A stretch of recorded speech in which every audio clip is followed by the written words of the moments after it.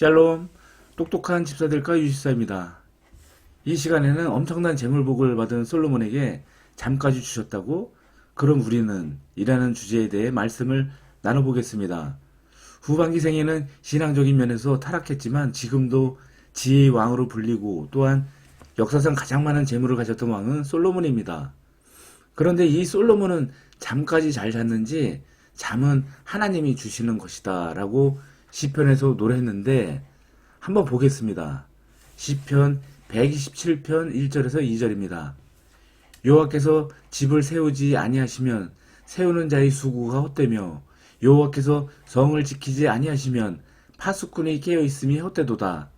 너희가 일찍이 일어나고 늦게 누우며 수고의 떡을 먹음이 헛되도다. 그러므로 여호와께서 그의 사랑하시는 자에게는 잠을 주시는도다. 솔로몬은 누구입니까? 다시 말하지만 솔로몬은 일반인에게도 널리 알려진 지혜의 왕으로 유명한 인물입니다. 뛰어난 지혜를 솔로몬의 지혜라고 비유할 정도로 지혜가 많았던 왕입니다. 그런 솔로몬이 하나님은 사랑하는 자에게 잠을 주신다라고 했습니다. 여기서 질문이 생깁니다. 하나님은 왜 사랑하는 자에게 잠을 주시는가입니다. 솔로몬은 지혜로운 사람이었습니다. 그가 이룬 업적도 많았고 그가 쌓은 부는 실로 대단했던 것으로 성경에 기록되어 있습니다. 그런 그가 왜 하나님이 사랑하시는 이에게 아무나가 아닌 사랑하는 이에게 잠을 준다라고 했는지 선뜻 이해하기가 쉽지 않습니다. 그러나 아래와 같은 비유를 통해 어느 정도 그 이유를 추측할 수 있습니다. 엄마가 집안일을 하고 있습니다. 청소하고 집안 정리를 합니다. 엄마가 청소하고 집안 정리를 하는데 어린아이가 엄마 일을 거들겠다며 쫓아다닙니다. 어린아이는 나름대로 자기 생각에 따라 물건을 여기저기 옮겨 놓기도 하고 닦기도 합니다. 엄마는 어린 자녀가 엄마를 돕는 것을 대견스럽게 생각합니다. 그런데 어린아이는 엄마가 이미 정리해 놓은 것까지 손을 대기 시작합니다. 자기 딴에는 마음에 들지 않았나 봅니다. 어린아이는 잘 정리된 것들을 이리저리 흐트려 놓기 시작합니다. 어린아이에게는 정리된 것보다는 어지럽게 놓여있는 것이 보기가 좋은가 봅니다. 이제 엄마는 어린아이가 가만히 있는 것이, 즉 엄마를 돕지 않는 것이 도움을 주는 것으로 판단합니다. 그렇지만 엄마 마음을 알 리 없는 어린아이는 계속해서 집안을 어지럽히고 다닙니다. 엄마가 청소하고 정리한 것이 헛된 일이 되고 있습니다. 어린아이가 움직이는 한 엄마는 정상적으로 집안일을 할 수 없습니다. 결국 엄마는 사랑스러운 어린아이를 가슴에 안고 자장가를 불러주면서 잠을 재웁니다. 어린아이가 움직이지 않게 하는 방법으로 가장 좋은 방법은 잠을 재우는 것이기 때문입니다. 우리는 먹고 살기 위해 일찍 일어나 일하고 늦게 눕습니다. 성공하기 위해서 열심히 노력합니다. 자기 힘으로 무언가를 하려고 무진애를 씁니다. 그렇지만 누구나 경험하듯이 자기 뜻대로 잘 되지 않습니다. 우리의 수고와 노력은 하나님이 보실 때 위에서 본 어린아이의 행동과 같습니다. 우리가 노력하고 애쓸수록 일이 잘 되는 것처럼 보이지만 하나님의 입장에서는 일을 그르치는 것입니다. 인간은 행복한 삶을 위해 여러 분야에서 하나님을 배제한 채 과학기술과 문명을 발달시켰습니다. 과학기술과 문명의 발달로 인간은 삶의 편의와 풍요로움을 느끼며 살고 있습니다. 그런데 과학기술과 문명의 발달에 따라 자연과 환경이 파괴되어 인류의 생존까지 위협하고 있습니다. 인간이 독단적인 주인의식을 가지고 손대는 것에는 부패와 타락이 있습니다. 하나님은 우리를 사랑하시기 때문에 우리가 하는 일이 잘 되도록 간섭하십니다. 여기서 일이 잘 된다 라는 말에 주의할 필요가 있습니다. 하나님이 생각하는 일이 잘 되는 것과 우리가 생각하는 일이 잘 되는 것 사이에는 차이가 있기 때문입니다. 우리는 돈 많이 벌고 성공하고 건강하고 자녀가 공부 잘하면 무조건 잘 되는 것으로 생각합니다. 그러나 하나님은 꼭 그렇게 생각하지 않습니다. 하나님의 생각은 우리의 이성과 지각 능력을 초월하시기 때문에 하나님의 생각은 일종의 신비입니다. 우리의 일이 잘 되도록 우리 일에 하나님이 간섭하듯이 부모와 자녀 간에도 간섭이 있습니다. 예를 들면 자녀가 음식을 절제하지 못하고 폭식할 때 자녀의 건강을 염려하는 부모는 자녀가 먹는 음식을 빼앗거나 절제하도록 야단을 칩니다. 부모는 자녀가 원하는 대로 행동하게 내버려 두지 않습니다. 부모의 간섭이 자녀의 입장에서는 못마땅하고 원망스러울 수 있습니다. 부모가 자녀의 행동에 간섭하는 것은 자녀를 사랑하기 때문입니다. 우리를 향한 하나님의 입장도 똑같습니다. 하나님은 우리가 좋아하든 싫어하든 상관하지 않고 우리의 일에 끊임없이 간섭하십니다. 그렇게 하시는 이유는 우리를 사랑하시기 때문입니다. 사랑하면 관심을 갖게 되고 끊임없이 간섭하게 됩니다. 물론 사랑하지 않는 상태에서 자신의 이익과 편의를 위해 간섭할 때도 있습니다. 그러나 사랑은 반드시 간섭을 수반합니다. 즉, 간섭한다고 해서 반드시 사랑하는 것은 아니지만 진정으로 사랑하면 반드시 간섭하게 됩니다. 간섭하지 않는다면 사랑하지 않는 것이고 관심이 없는 것입니다. 애인이 자기 일에 전혀 관심이 간섭하지 않는다면 그 애인에 대해 진지하게 생각해 볼 필요가 있습니다. 사랑하는 애인 사이에는 반드시 간섭이 있게 마련입니다. 진실로 사랑하는 애인 사이에는 끊임없는 잔소리와 관심과 바라봄이 있습니다. 주위 사람들은 애인 사이의 간섭을 이해하지 못할 수도 있습니다. 그것은 애인 사이에만 존재하는 그들만의 특별한 사랑이 있기 때문입니다. 사랑하는 사람들이 서로 간섭하는 것은 한마음이 되는 과정입니다. 간섭을 통해 한마음이 되면 상대방의 눈빛만 봐도 상대방이 뭘 원하는지 알게 됩니다. 이런 수준에 이르면 그때부터는 자신보다 사랑하는 사람을 위해 살게 됩니다. 서로 사랑하는 사람을 위해 살면 뜻하지 않은 재미와 기쁨을 맛봅니다. 상대방을 위해 서로 뭔가를 할 때 자기 자신에게도 유익과 재미가 있다는 사실은 배드민턴을 치면서도 알 수 있습니다. 재미로 배드민턴을 칠 때 상대방과 셔틀콕을 오래 주고받는 것이 좋습니다. 셔틀콕을 상대방과 오래 주고받으려면 상대방이 잘 받아 칠 수 있도록 상대방에게 셔틀콕을 정성스럽게 쳐서 넘겨주어야 합니다. 내 기분대로 내 마음대로 상대방의 위치와 자세를 신경 쓰지 않고 셔틀콕을 치면 상대방이 셔틀콕을 잘 받아 칠 수 없으므로 배드민턴을 재미있게 오래 칠 수 없습니다. 상대방의 위치, 자세 등을 염두에 두고 상대방이 셔틀콕을 가장 잘 받아칠 수 있도록 신경 써서 상대방에게 셔틀콕을 넘겨주고 상대방도 마찬가지로 신경 써서 셔틀콕을 받아쳐야만 재미를 느끼면서 배드민턴을 오래 즐길 수 있습니다. 이것은 주고받음의 법칙이라고 할 수 있습니다. 주고받음의 법칙은 우리 삶의 모든 영역에 적용됩니다. 주고받음의 법칙에서 주의할 점은 받기보다는 주기를 먼저 하는 것입니다. 상대방에게 먼저 받으려고 하거나 얻으려고 하면 상대방은 이를 눈치채고 경계를 합니다.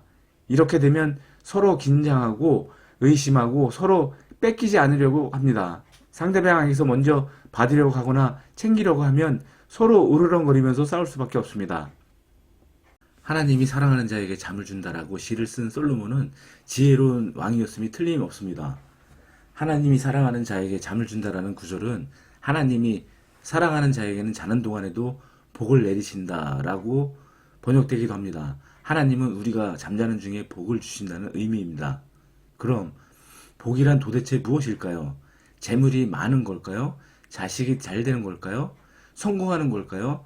사전은 복을 삶에서 누리는 좋고 만족할 만한 행운 또는 거기서 얻는 행복이라고 정의합니다. 물론 이런 것들을 다 복이라고 할 수 있습니다. 그럼 이런 복들의 근원은 무엇일까요? 하나님 아닐까요? 기독교적 개념에서 하나님이 만물을 창조하셨기 때문입니다. 이런 측면에서 개개의 복보다 하나님을 알고 믿는 것이 가장 크고 근원적인 복입니다. 즉 하나님과 관계를 맺으면서 생활하는 것이 가장 큰 복입니다. 하나님과 관계를 맺으면서 생활하는 것이 가장 큰 복인 이유는 부작용이 없고 부패가 없기 때문입니다. 그렇지만 자칭 자신이 하나님이라고 떠들면서 사람들을 기만하고 사기치는 사이비 교주와 관계를 가지면서 생활하면 부작용과 부패를 넘어 인생 자체가 망가질 수 있으므로 절대로 그러면 안 된다는 점 서둘러 당부합니다. 이를 위해 필요한 건 똘똘한 신앙생활이라는 점도 거듭 말씀드립니다. 하나님과 관계된 복 이외에 우리가 선호하는 복, 재물복, 자식복 등은 부작용이 있고 부패가 있으므로 독이 될 수 있습니다. 돈이 많으면 대개 복 받았다고 하지만 돈 때문에 다툼이 생길 수 있습니다. 돈 때문에 인간관계가 깨질 수 있습니다. 자식이 잘 되는 것이 부모에게 큰 복이라고 하지만 자식이 잘 되면 그 자식이 어느 순간에 교만해지고 자기밖에 모르는 사람으로 변하여 부모를 버릴 수 있습니다. 사업이 잘 되는 것도 복이랄 수 있지만 사업이 날로 번창하면 그만큼 가정에 소홀할 여지가 있고 그럼으로써 가정의 행복이 깨질 수가 있습니다. 하나님과 관계를 맺는 복된 생활을 위해서 하나님을 우리 삶의 주관자로 모셔야 합니다. 어떤 분들은 하나님을 주관자로 모시면서 속박되느니 차라리 자신이 주인 역할을 하면서 자유롭게 살겠다고 막말을 합니다. 이런 모습은 어린이들에게서 쉽게 목격됩니다. 그것을 쉽게 하는 방법이 있습니다. 아이가 있으면 돈을 주면서 잘 사용하라고 해보십시오. 그러면 100이면 100, 모든 아이가 이 돈을 어떻게 쓰는 게 잘 쓰는 거예요? 라고 묻지 않습니다. 아이들은 돈을 손에 쥐자마자 자기 마음대로 사용합니다. 여기서 중요한 것은 아이들이 돈 쓰는 곳에 있습니다. 아이들은 대개 어른들이 좋아하지 않는 곳에 돈을 씁니다. 아이든 어른이든 간섭받기 싫어합니다. 무엇이든 자기 마음대로 하려고 합니다. 자기가 노력해서 성공하려고 합니다. 자기 인생의 모든 문제를 스스로 해결하려고 합니다. 이를 위해 일찍 일어나고 밤늦게 자면서 피곤한 삶을 삽니다. 피곤하고 힘든 삶을 살면서도 여전히 누군가 자신의 삶에 개입하고 간섭하는 것을 싫어합니다. 생활이 피곤하고 힘든데도 도움을 주려는 누군가의 간섭을 싫어하는 것은 과연 자기 뜻 맞습니까? 상황이 어렵고 희망이 없어 보여도 스스로 목숨을 끊을지언정 하나님이 주관자이심을 인정하고 반섭받는 것을 싫어하는 이유는 과연 자기 뜻입니까? 나는 내 편 맞습니까? 내가 내 편이라면 굳이 힘들고 어려운 삶을 선택하는 이유는 무엇입니까? 이들에 대한 답을 찾기 위해 우리 내부를 들여다봐야 할 때가 되었습니다. 솔로몬은 하나님께서 집을 세우지 아니하시면 세우는 자의 수고가 헛되고 하나님께서 성을 지키지 아니하시면 파수꾼이 깨어 있음이 헛되다라는 시를 썼습니다. 솔로몬은 왜 이런 시를 썼을까요? 우리 마음에는 우리가 원치 않는 악한 영, 즉 우리를 공격하는 내부의 적이 있기 때문입니다. 우리 내부의 적은 무엇입니까? 염려, 걱정, 근심, 불안, 두려움, 스트레스 등이 아닐까요? 아무리 좋은 집을 가지고 있어도 그 내부의 적이 우울되고 있다면 그 좋은 집은 금방 허물어집니다. 성이 아무리 견고하고 파수꾼이 철동같이 경계를 해도 내부의 적이 안에서 성문을 열면 적들은 물밀듯이 밀려들어와 성을 함락시킬 것입니다. 그렇다면 내부의 적은 어떻게 생길까요? 모든 인생의 문제를 내가 해결하려고 하는 데서 생깁니다. 내가 주인이 되어 모든 것을 해결하려고 할 때 염려, 걱정, 근심, 불안, 두려움, 분노, 원망, 스트레스 등 각종 내부의 적이 생깁니다. 이처럼 내부에 즉 마음의 적이 생기면 우리의 마음은 전쟁터가 됩니다. 마음이 전쟁터가 되면 우리에게는 쉼이 없습니다. 안식과 평안과 여유로움이 있을 수 없습니다. 내부의 적을 없앨 수 없을까요? 있습니다. 내부의 적은 내가 스스로 주인 되어 모든 것을 하고자 할 때 생긴다고 했습니다. 그러므로 내가 주인됨을 포기하면 내부의 적은 자연스럽게 소멸합니다. 문제는 내 의식이 깨어있고 활동하는 중에 자아는 스스로 주인됨을 포기하지 않는다는 것입니다. 그래서 하나님은 사랑하는 자의 내부 적을 소탕하기 위해 사랑하는 자에게 잠을 주십니다. 여기서 이런 질문이 생깁니다. 의식이 있을 때 주인됨을 포기하고 자기의 진정한 주인이 하나님이심을 고백하는 사람에게는 내부적이 없습니까?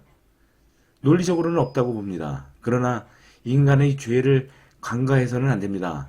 인간의 죄는 스스로 주인 되고자 하는 데서 비롯되었기 때문에 죽음을 통과하지 않고는 죄를 없애지 못합니다. 이 때문에 기독교에서는 예수님이 우리 죄를 대신해서 십자가에서 죽으셔야 했다라고 가르치고 있습니다.